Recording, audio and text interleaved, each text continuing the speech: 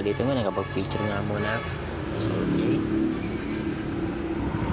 Mas bumaba ako dito idol. Tapos sa medyo mas malapit para mag-video. Ayan, ayan.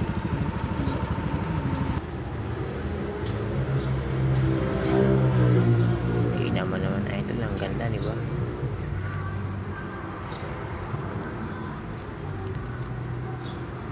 Ayun nga pala yung motor ko. Lumubog na sa buhangin.